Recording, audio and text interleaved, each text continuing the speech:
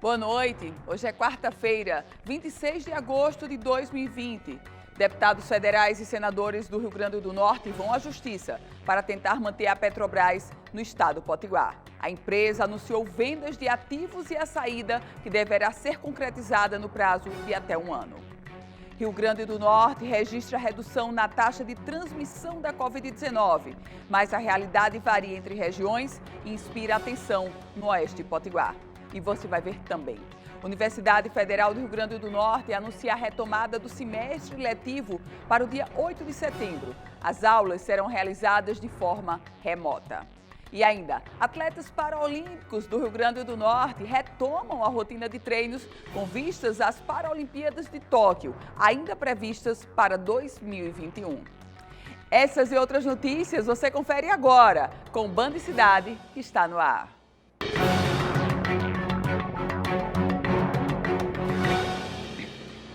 A luta contra a Covid-19 entrou em mais um capítulo no estado do Rio Grande do Norte. O estado vem registrando uma queda geral na taxa de transmissibilidade, a chamada RT. De acordo com os dados da Secretaria Estadual de Saúde, atualmente, a média das últimas semanas é de 0,61 para todo o Rio Grande do Norte.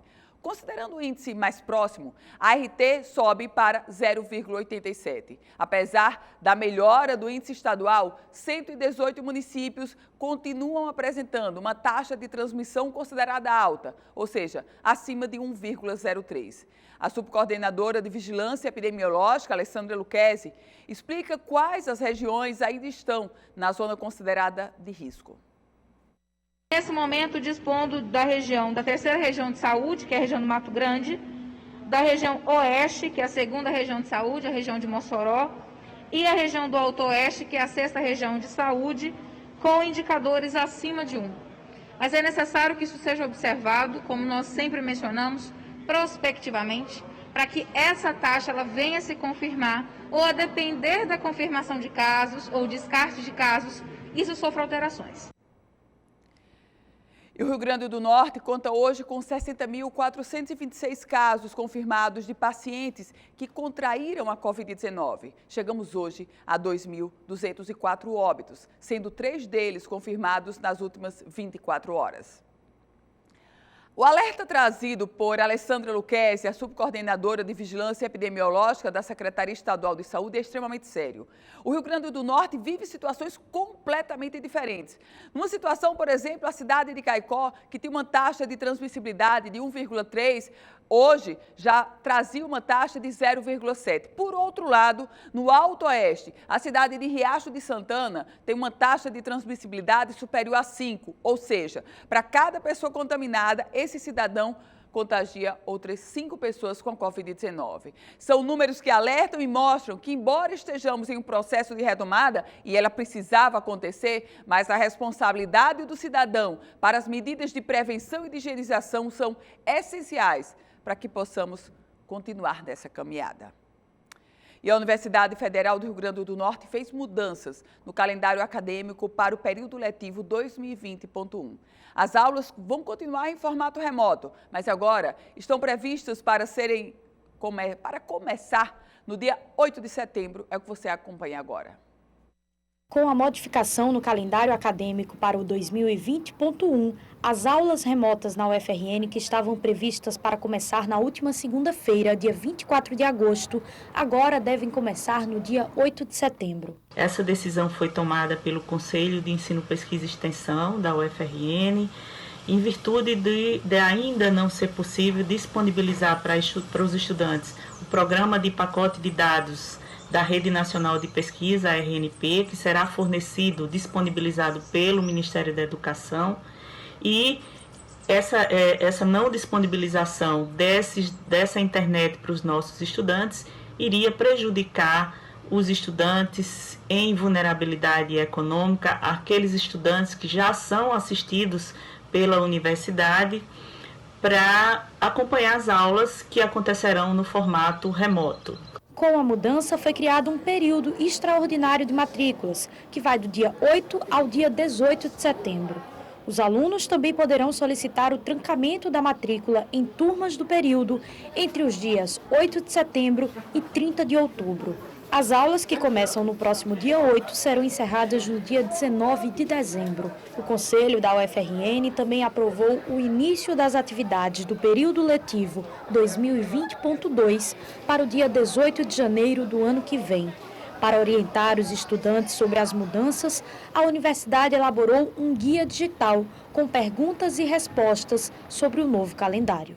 Esse guia está disponível na página da Pró-Reitoria de Graduação, prograde.ufrn.br, e lá ele vai encontrar as respostas para as dúvidas que ele tem em relação a essa retomada do semestre letivo 2020.1. Política. 2 deputados federais e 2 senadores do Rio Grande do Norte protocolaram hoje uma ação popular com um pedido liminar na Justiça Federal para impedir o encerramento das atividades da Petrobras no estado. Os senadores Jean Paul Prats, do PT, e Zenaide Maia, do PROS, além dos deputados federais Natália Bonavides, do Partido dos Trabalhadores, e Rafael Mota, do PSB, alegam que a ação é movida para anular atos lesivos ao patrimônio público e de sociedades de economia mista, como é o caso da Petrobras. A estatal colocou à venda 26 ativos no Rio Grande do Norte que se relacionam à produção de petróleo e gás natural aqui em solo potiguar. Restou apenas o projeto do campo de Pitu, em alto mar, que ainda está em fase de estudo de viabilidade de exploração. Segundo o governo do estado, que se posicionou contra o anúncio da Petrobras, a saída da estatal coloca em risco cerca de entre 5 mil e 6 mil empregos, diretos e indiretos, além da arrecadação de impostos, claro. Segundo o diretor de Relacionamento Institucional da estatal, Roberto Andergui, o processo de venda vai levar entre 6 meses e 1 ano. Nesse vídeo que você vai ver agora, o diretor comenta a saída do estado e considera positiva.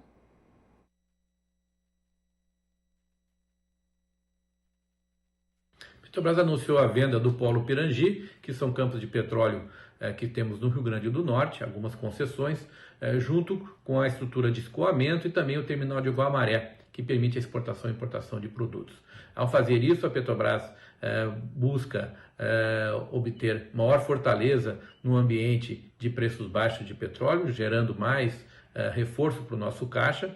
Também estamos nos concentrando em projetos de exploração de petróleo em águas profundas e ultraprofundas, especialmente no chamado pré-sal, onde somos os líderes mundiais, e também essa decisão da Petrobras permite a chegada ao estado de uma nova empresa que vai adquirir esse polo e que vai realmente fazer investimentos, geração de empregos, pagamento de impostos e dinamizando a economia da região.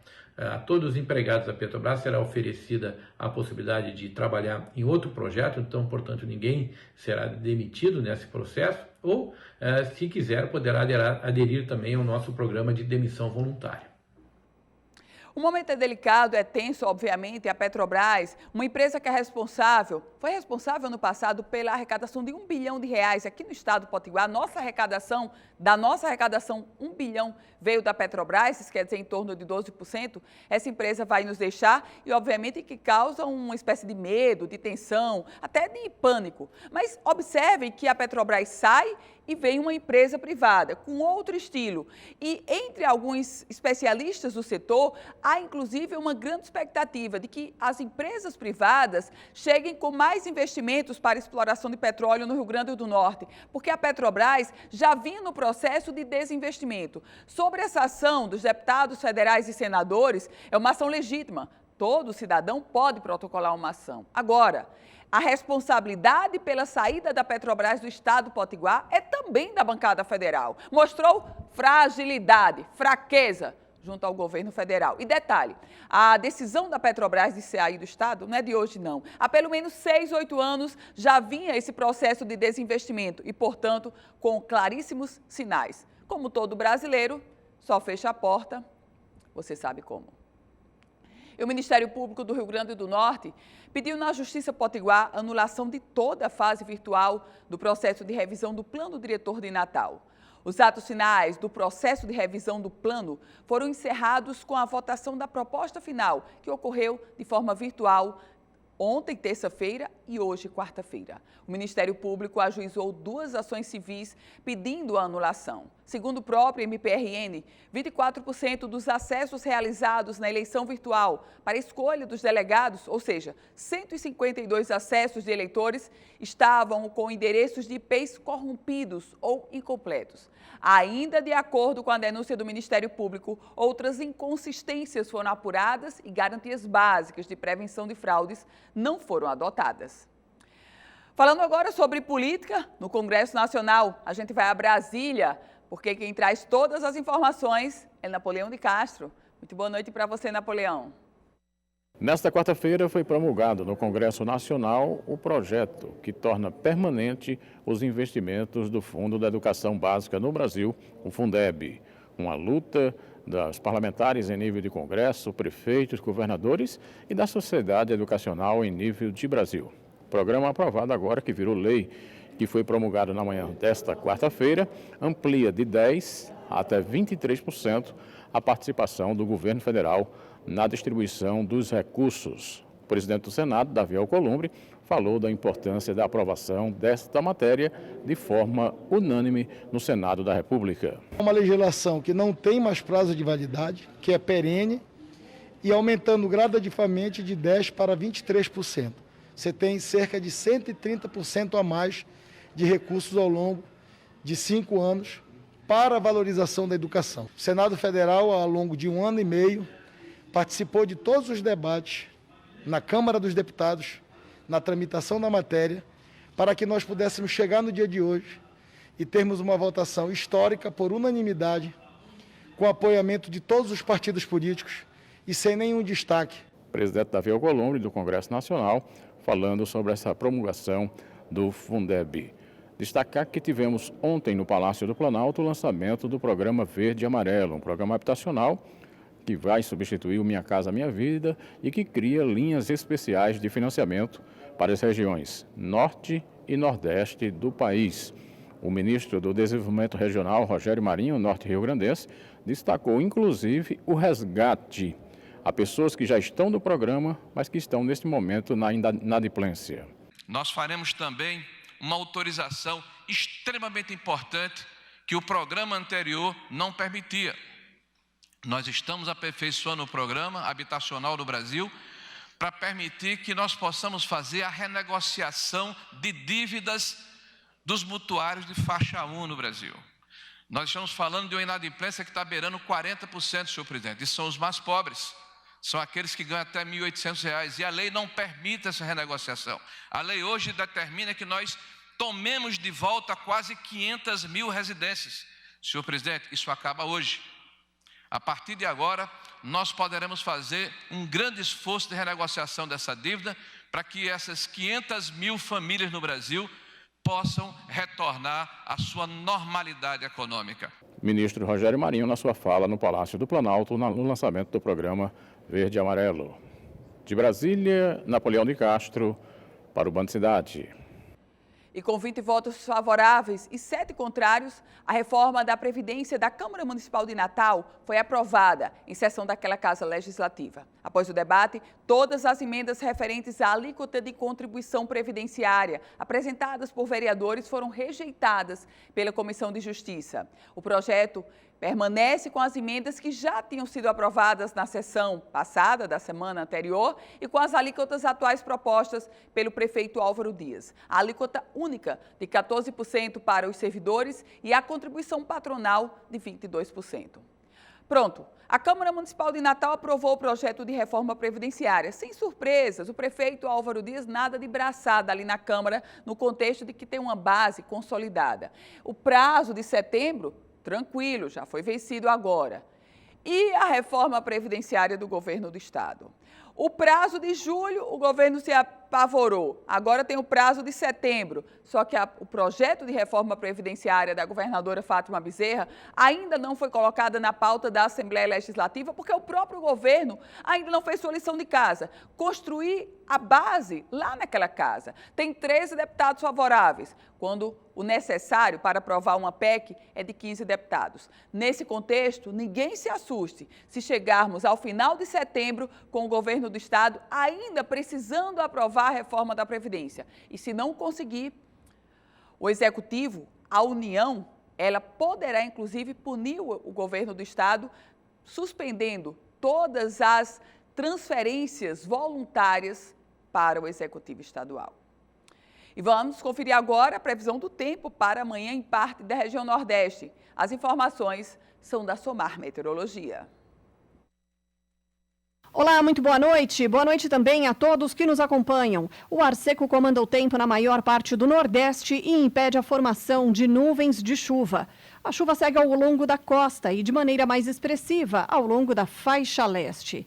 Em São Luís do Maranhão, tem previsão para pancadas de chuva, pelo menos até o começo da semana que vem, mas o sol aparece entre uma chuva e outra e garante o calor. Amanhã à tarde vai fazer 30 graus. Teresina, por enquanto, com tempo firme. E amanhã à tarde a máxima chega aos 35 graus. Em Natal, a quinta-feira vai ser um dia de sol entre nuvens e máxima de 29 graus. Recife terá máxima de 27 graus e com a chuva isolada por enquanto.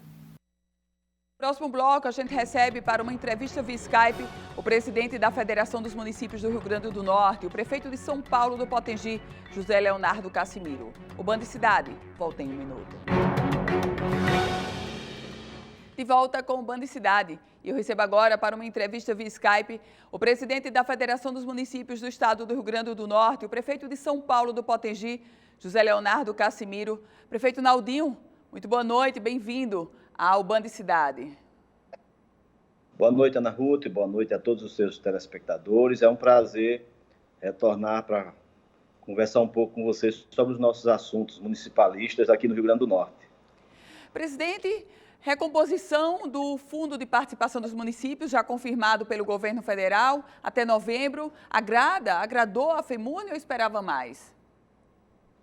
Não, a gente está dentro da expectativa, né? Porque a gente, na verdade, a recomposição ia até agora o mês de julho, né? E nós tivemos essa parada, mas aí o governo sinalizou favorável, o Congresso aprovou e já foi sancionado. Então a gente tem garantido aí essa recomposição até o mês de novembro, e que o mês de novembro a gente recebe em dezembro. O mês corrente a gente sempre recebe no mês posterior, nos primeiros 10 dias úteis do mês posterior. Então isso nos ajuda ao socorro que precisa os municípios. Os municípios estão, a gente já comentou muito sobre isso, estão em muitas dificuldades, porque com essa pandemia, indústrias reduziram, as que não fecharam reduziram a sua capacidade de produção. Os comércios também tiveram muito tempo parado por causa dos lockdowns em vários municípios, né? Então, a gente está se recompondo também economicamente dentro dos municípios. E o governo federal deu mais uma atenção aos municípios. Não é muito, mas também é alguma coisa. Nós precisamos ter essa gratidão de saber que é alguma coisa que pode salvar os municípios. Nós teremos um FPM que é, no mínimo, igual ao FPM de cada mês do ano passado. Isso é muito importante, viu, Ana Ruth? Presidente, e nesse contexto, eu me recordo que a última vez que o senhor esteve aqui no Band Cidade, o senhor falava de um temor de atraso salarial no segundo semestre, porque naturalmente o FPM agora no segundo semestre já é menor. Nesse contexto agora de recomposição, já dá para assegurar que os municípios vão ter condição de pagar os salários, inclusive o 10º, presidente? Não, isso não dá garantia para os municípios atualizarem todos os meses as suas folhas de pagamento. Não dá garantia. Até porque, Ana Ruth, o governo também deu uma atenção aos municípios nessa recomposição, mas suspendeu no mês de março, abril e maio os repasses,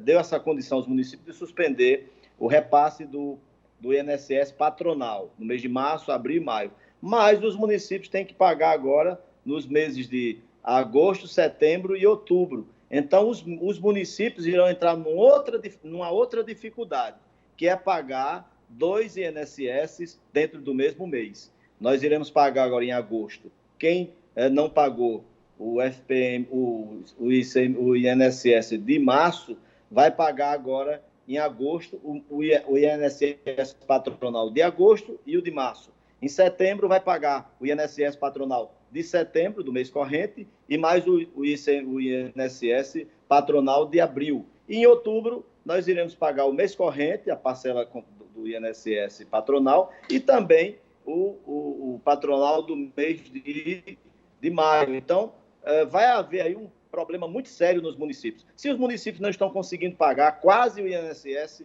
dentro do próprio mês, como é que os municípios irão pagar em 2 meses, né? 2 meses dentro de um mês só. Então, a gente vai estar conversando com a CNM para a CNM tentar conversar com o Ministério da Economia, né, a Secretaria do Tesouro Nacional, o Gabinete, né, do Governo, a Secretaria do Governo Federal, para ver se dá uma nova atenção aos municípios para poder essas parcelas que não foram pagas, março, abril e maio, possam ficar para se fazer um refis ou se incluir no débito do INSS de cada município que já existe e aí fazer um escalonamento aí de pagamento, porque nesses 3 meses aí os municípios vão sofrer muito. Agosto, setembro e outubro, com certeza, viu? Presidente, a Petrobras anunciou esta semana que vai deixar o Rio Grande do Norte. O senhor, como liderança, como presidente da Federação dos Municípios do Rio Grande do Norte, como avalia essa medida e os impactos dela junto às prefeituras? Com muita preocupação, porque a Petrobras disse que é uma grande empresa, uma empresa de grande porte, e estava sofrendo muito prejuízo. E o trabalho da Petrobras no Rio Grande do Norte, eles dizem que pode ser trabalhado, pode ser tocado por empresas de pequeno porte, né? Então, em outros estados, eles já têm essa experiência e tem dado certo. Mas nós não temos essa experiência e nós estamos aí para perder quase 6 mil empregos por causa da saída da Petrobras do nosso estado. Então, a gente recebe essa notícia com muita tristeza e preocupação. Será que realmente empresas menores irão fazer o que a Petrobras fazia no nosso estado, com condições, vamos dizer assim, mais baratas e com a mesma eficiência, eficácia, e gerando os empregos que eles estão agora deixando de existir? É uma preocupação muito grande para os municípios, porque também, com a participação da Petrobras no nosso estado, tem a questão da arrecadação, né, de impostos, dos serviços, tanto da Petrobras como dos seus terceirizados. Então, os municípios, principalmente aqueles que estão mais ligados ao trabalho da Petrobras, já estão sofrendo muito por causa da queda do preço do petróleo. Imagine saindo a empresa dessa do nosso estado e não tendo a certeza que vai vir realmente empresas e que vai dar certo, né? Novas empresas. Presidente da Federação dos Municípios do Rio Grande do Norte, prefeito Naldinho, muito obrigada, presidente, por sua entrevista. Uma boa noite para o senhor. Boa noite, um abraço, fiquem com Deus. Obrigada, prefeito. O Band Cidade faz agora um breve intervalo, a gente volta a se encontrar em 1 minuto. A gente fala agora sobre esporte, porque os atletas da SADEF, Sociedade Amigos do Deficiente Físico do Rio Grande do Norte, retomaram os treinos. As atividades também seguem com os protocolos de medidas sanitárias de combate ao coronavírus. Você vai acompanhar agora como. Mais de 5 meses paralisados por causa da pandemia, os treinos e algumas atividades esportivas oferecidas pela Sociedade Amigos do Deficiente Físico do Rio Grande do Norte foram retomadas. Para que os treinos retornassem, mesmo que de forma gradativa, foi criado um protocolo de cuidados para garantir a segurança dos atletas. O uso da máscara, álcool gel e o agendamento dos treinos agora fazem parte desse novo normal. A gente está na primeira fase do retorno e a gente tem muito para fazer ainda para recuperar o tempo perdido por esses atletas durante o período que ficaram parados. Determinação, foco e amor não faltam por aqui. Agora a esperança desses atletas se voltam para as competições em 2021. Com foco na Paralimpíada, né, que acontecerá daqui a um ano, em agosto do ano que vem. Júnior França já está na preparação em prol dos eventos internacionais. O treinamento ele é como um remédio, tem que dar o estímulo todos os dias. O corpo readaptar aos treinamentos, né? E aos poucos vamos aumentando a intensidade. Dário Gomes pratica halterofilismo há 12 anos. Ele conta que mesmo diante da pandemia, com as atividades paralisadas, ele conseguia fazer alguns exercícios em casa. O último treino mesmo foi dia 14 de março e até o dia 3 agora de agosto, só paliativo em casa, com uma liga, um pezinho maneiro. Mais fácil. Só para manter, mas muito pouco. A preparação antes das competições requer muita disciplina dos atletas. A volta ela é definida a partir de um nível de condicionamento muito elementar, ou seja, eles recomeçam com o trabalho de resistência básica, resistência geral, evoluindo com o trabalho de hipertrofia e de força, que é um caminho natural, objetivando sempre os níveis de força mais altos. E o Band Cidade vai ficando por aqui. Lembre-se que todas as informações da política você confere no politicaemfoco.com, um site especializado na política do Rio Grande do Norte e do Brasil. Sua companhia agora é o Jornal da Band e a gente volta a se encontrar amanhã às 18h50, sempre na tela da Band. Boa noite para você.